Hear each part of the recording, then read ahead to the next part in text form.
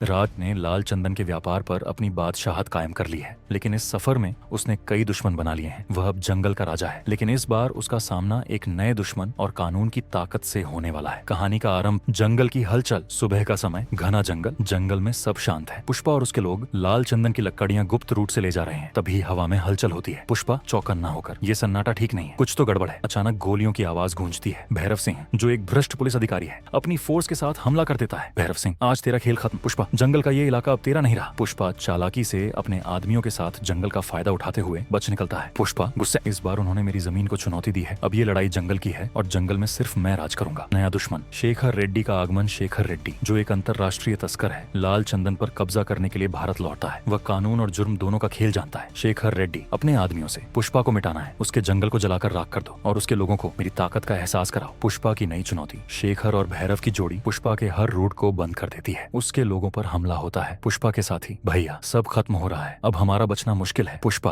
दृढ़ होकर, अभी सिर्फ शुरुआत हुई है। जब तक जंगल की हर पत्ती पर मेरा नाम लिखा है, कोई मुझे नहीं हरा सकता। पुष्पा की योजना। पुष्पा जंगल की गहराई में छुपकर अपनी नई योजना बनाता है। पुलिस के रूट पर हमला करके उनका ध्यान दूसरी ओर मोड़ना। शेखर रेड्डी के गुप्त गोदाम का पता लगाना। जंगल के आदिवासियों को अपने साथ मिलाना, ताकि शेखर और पुलिस को जंगल में फंसाया जा सके। रात का समय, घना जंगल। शेखर और भैरव पुष्पा को पकड़ने के लिए जंगल में घुसते हैं, लेकिन उन्हें नहीं पता कि पुष्पा ने पूरे जंगल को जाल में बदल दिया है। भैरव सिंह चिल्लाते हुए, यहाँ हर तरफ सिर्फ जंगल है, हम पुष्पा को ढूंढ नहीं पाएंगे। तभी पेड़ों के बीच से पुष्पा की आवाज गूंजती है। पुष्पा शांत लेकिन खतरनाक अंदाज में, जंगल में शिकारी शिकार बन जाए तो इसे ही जंगल का नियम कहते हैं। पुष्पा और उसके आदमी जंगल का इस्तेमाल करते हुए शेखर और भैरव की फोर्स को हराते हैं। शेखर रेड्डी को पुष्पा पकड़ लेता है। शेखर डरते हुए, मुझे छोड़ दे पुष्पा, मैं ये जंगल छोड़कर चला जाऊंगा। पुष्पा, तूने मेरे जंगल को चुनौती दी, मेरे लोगों को नुकसान पहुंचाया, अब तुझे इसकी कीमत चुकानी पड़ेगी। जंगल का इंसाफ कभी अधूरा नहीं रहता। पुष्पा शेखर को जंगल के जानवरों के बीच छोड़ देता है। अंत, जंगल का राजा पुष्पा जंगल के बीच खड़ा है। उसके लोग उसके आसपास खड़े हैं। पुष्पा, जंगल सिर्फ मेरा है, इसे बचाना मेरी जिम्मेदारी है। याद रखना, जो इसे नुकसान पहुंचाएगा वो कभी जिंदा नहीं बचेगा। और पुष्पा नाम सुन के फ्लावर समझा क्या? फायर है मैं, फायर।